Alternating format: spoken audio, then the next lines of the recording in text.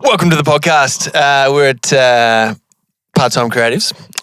We have our first guest for the show, Lucy Gransbury. She is one of my oldest best friends. We grew up on the same block together.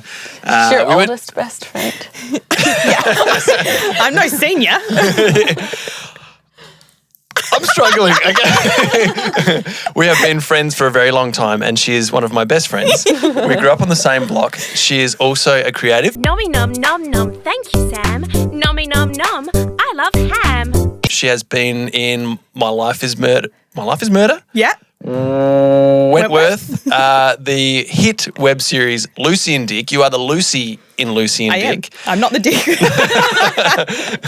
What do you think? Yeah, I reckon 7 out of 10. Perfect. The pilot episode hit 500,000 views. I don't know if you are aware of this. I wasn't, but that's great. That's pretty cool. How many MCGs? That is 5 MCGs. Don't even. So that's pretty special. I like that. What else can we say about you? You're a glowing person.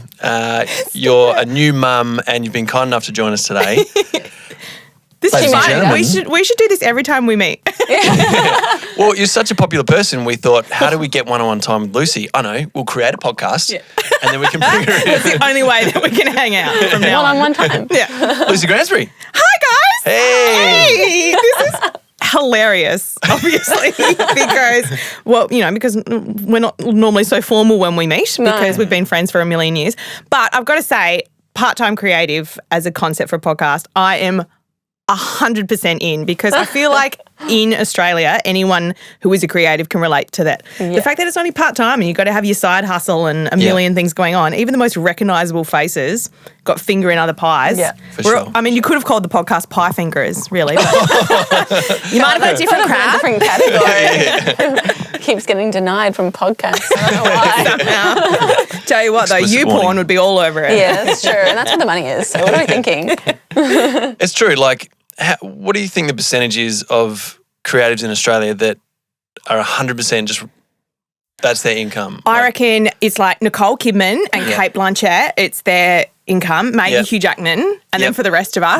Maybe Hugh. Maybe. I've heard he's Hugh's doing all all right. And then for the rest of us, we have a side job. Yeah. I've got a good story on this. Yes. Can I? Hit Tell us, us. please. Yeah. That's All why I the brought you in. story. Well, I have no idea if this is based in fact or not, but Doesn't matter. I'm not a journalist. Like, someone else can look this up. But I remember hearing that John Wood, I have no idea who that is. What? I'm not from here. Sorry, not here. Well, Kiwi, it's American. just like, it's everyone's kind of grandfather. Okay. Is he the guy from the castle? No. No. Okay, that's what I imagine. Who are you? The one that says Michael like Caine. the big Oh, right. W or That's whatever. everyone's. Ounce of serenity. John Wood was the lead in Blue Heelers for a long time. I've got one farmer impounding another farmer's bull because he damaged a fence, and I want to get over there before the shotguns come out. And he's always on Australian television. And at one point, he was the highest paid actor in Australian television when he was senior constable, whoever, on Blue Heelers. And he wrote an article in an Australian newspaper because he found out that even as the highest paid actor in Australian television, he was earning less than the dog on the American sitcom Mad About You. This is no. Oh. So that's just a reflection of the So maybe- Australian industry. Yeah, we should go back to America. Yeah, why don't we come back here? So we're all aspiring to be John Wood and earn less than a dog. So, yeah. Yeah. Where did the money for the dog go? That's just what I want to know. Like, Oh, that dog that is dog. rich. Yeah. Yeah. Does he have a really nice bed? He's got a Does he have really his own house? diverse stock portfolio, I'm pretty sure. He does. And his real puppies nice get the treat. shares afterwards. Like, how does this work with dog money? I don't know, but I want to come back as that dog. He's paid in bones. I'm serious though. Legally, like, someone could represent that dog. Speaking of being paid in bones, you and Jeremy, this is a very strange segue. Your husband Jeremy and you during lockdown in Melbourne, you guys had some of the most awesome posts on Instagram. You guys made the most out of being locked in. Yeah, well, I your mean, apartment. 2020 And pregnant. was shit for everyone, obviously. And I was pregnant. I was going to say I was heavily pregnant, but I wasn't heavily pregnant the whole time. By I the was end you heavy were. and pregnant, but so it was just the longest year.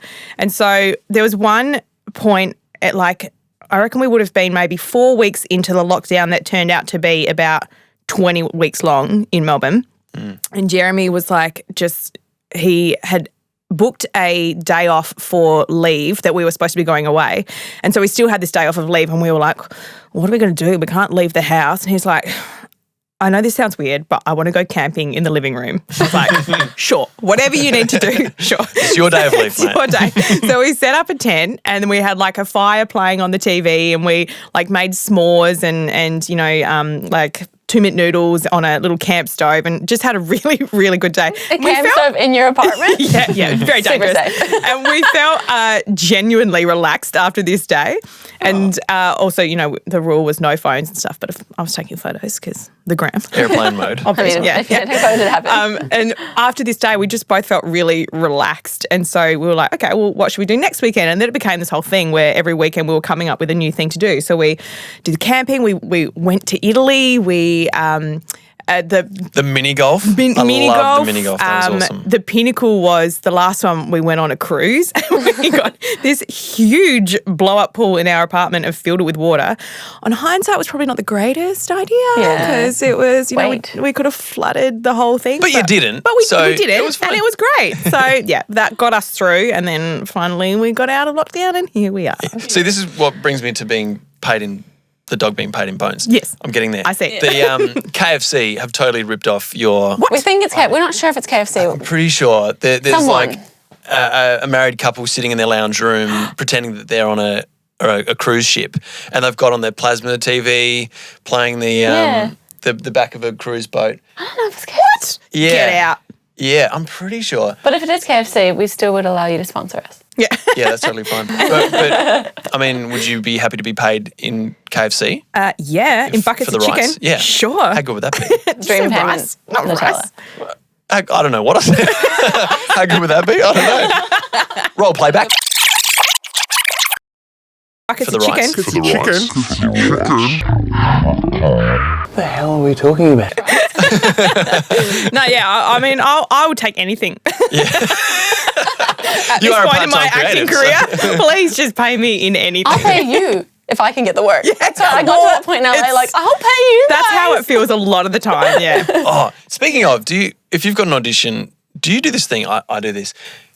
You count all your money before you get it. You count your money. You're like, okay, I'm going to start buying this. I'm going to do this. And you plan your drive to work just from like one audition. You're like, no, this one is perfect because I really like this route I'm going to take. Yeah, and the money is spent. It's done. Yeah, yeah. get it and all you're the like, time. Did we have any questions? Yeah, we had lots. Not questions per se. Grill me, guys. Yeah. We just sort of, wanted to chat Favourite about colour? Lucy and what makes Lucy a part-time creative or just creative.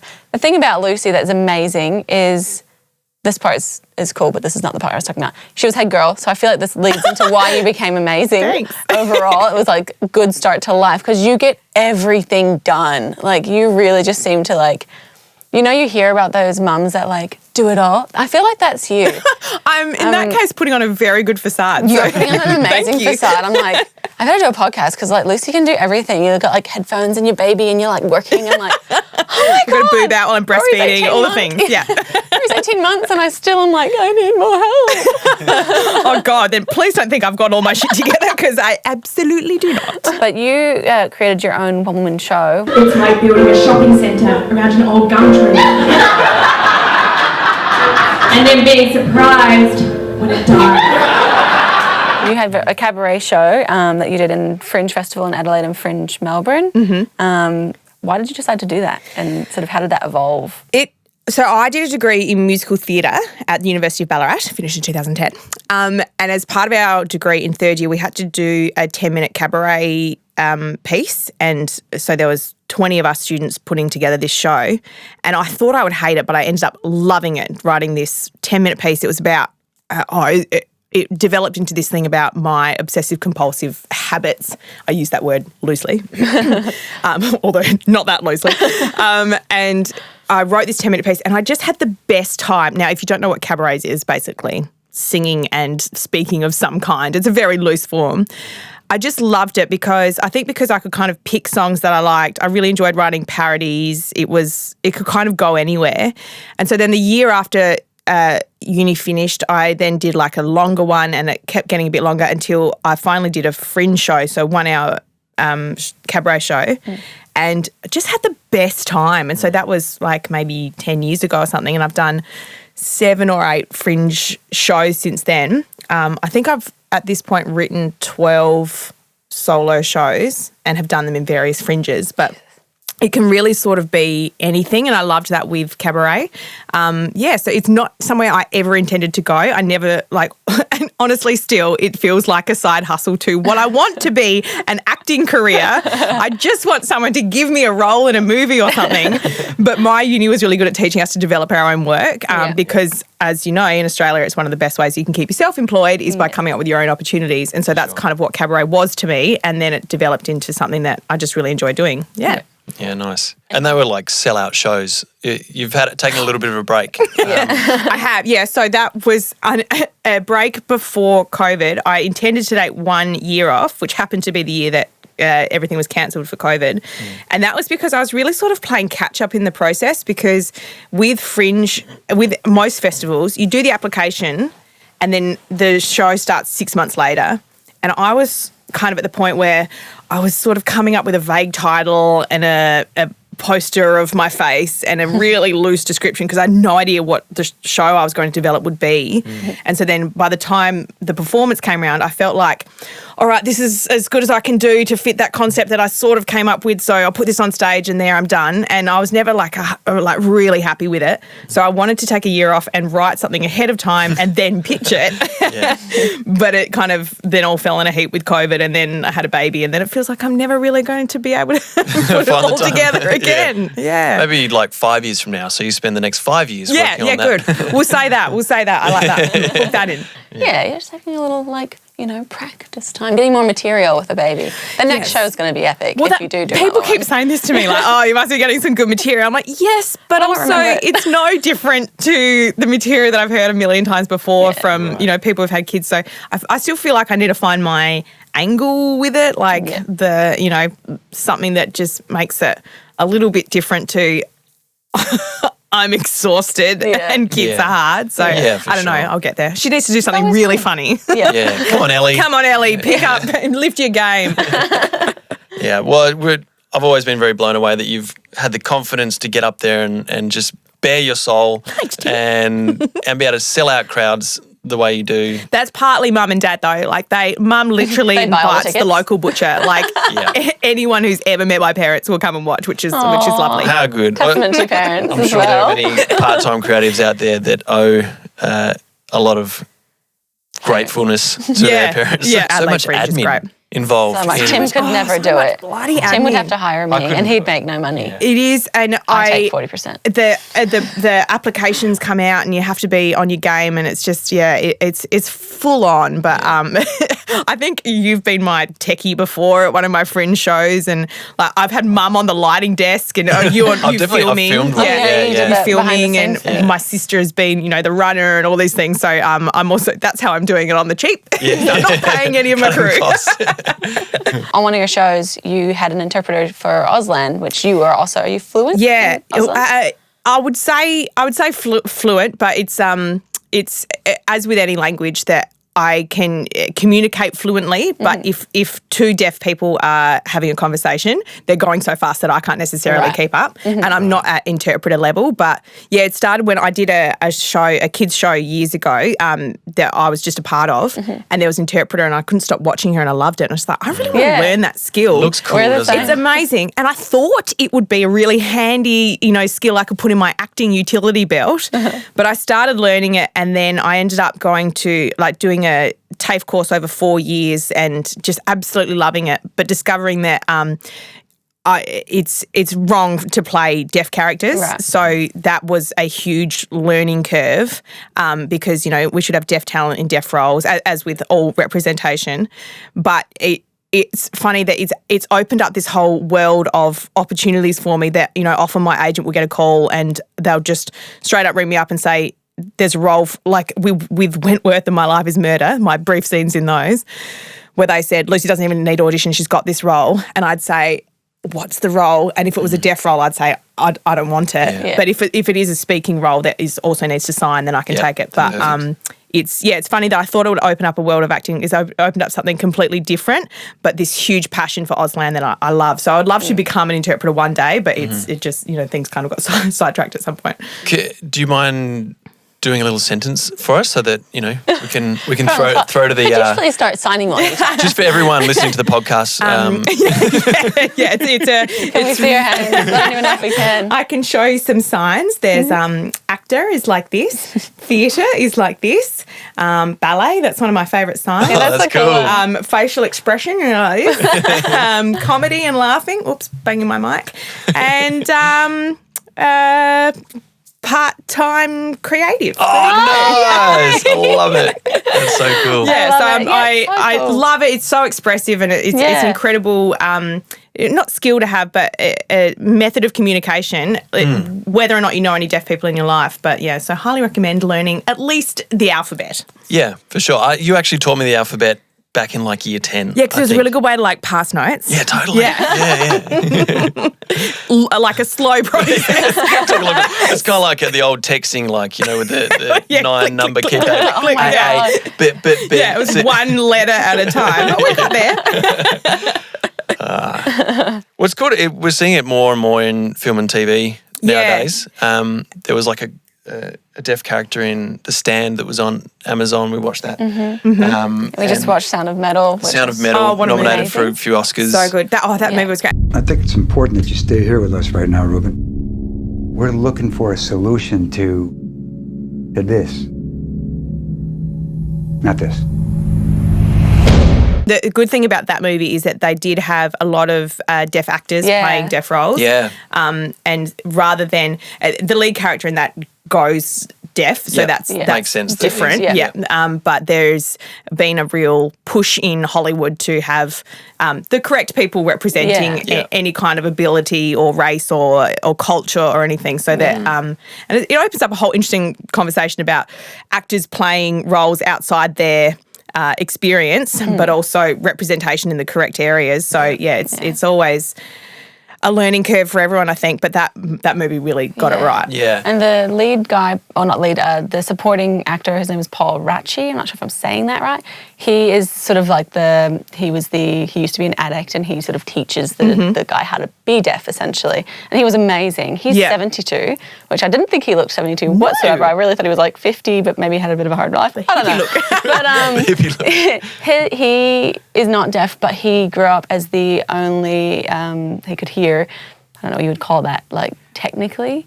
In his family? Yeah, his parents were both deaf. It's called a coda, so that's child of deaf adult. Yeah, that's him. And he's had the most, thinking of like part-time creative, he literally, this is like out of nowhere in a way. He's had roles here and there, very small, guesties, things like that, and then all of a sudden it's like he's nominated for an Oscar for that role. Being a part-time creative, tell us about how you are supporting yourself as a part-time creative. Well, Auslan, that was one thing I learned, thinking that could be I could interpret on the side, but that is a whole different career that I'd have to look at. Right. But I've had a million jobs. Like I was an Uber driver for 5 weeks.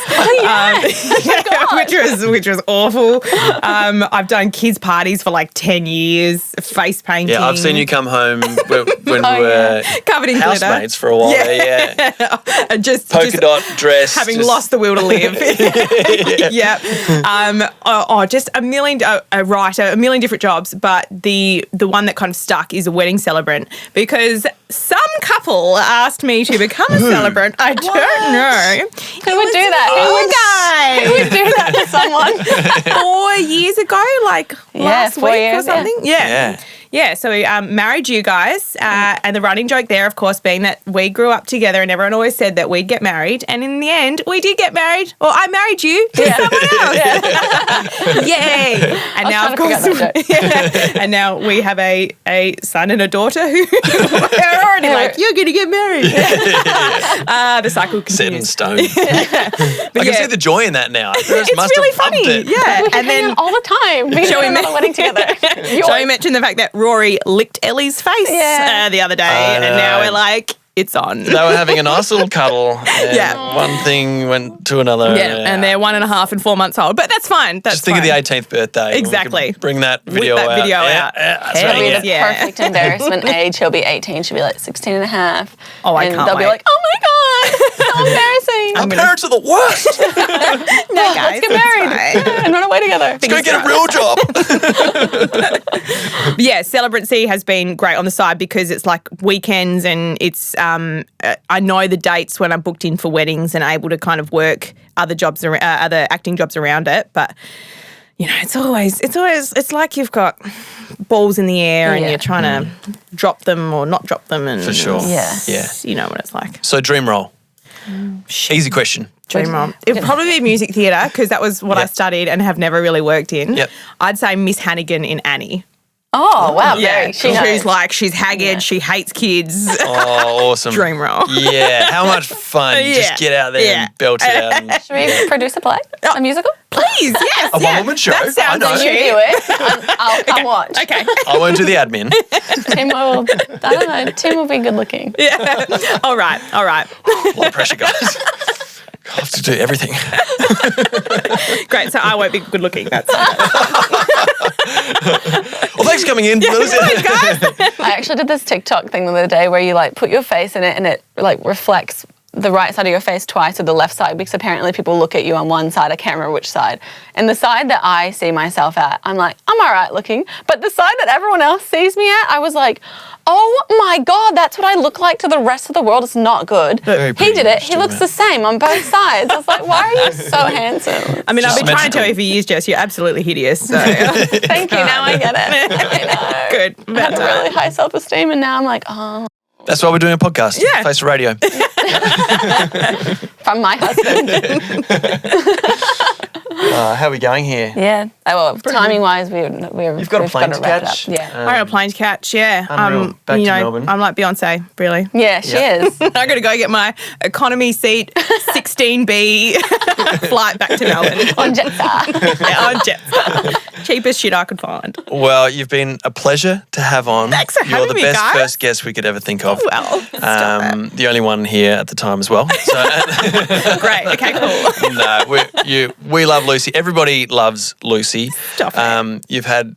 You're having a really great career. I love watching what's happening with you.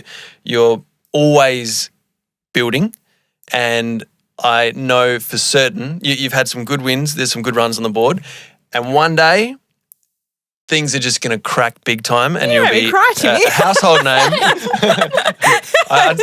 Tell that mums. to everybody. It's going to happen, and you've heard it here first. So here's the evidence. Everyone loves Lucy. Everybody loves Lucy. Thanks. But also, we'll take buckets of KFC for cash. Thanks so much. Thanks, guys. You. Bye.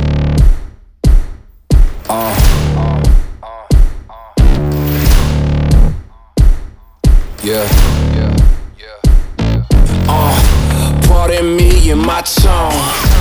You can't step to my throne. They ain't working like me.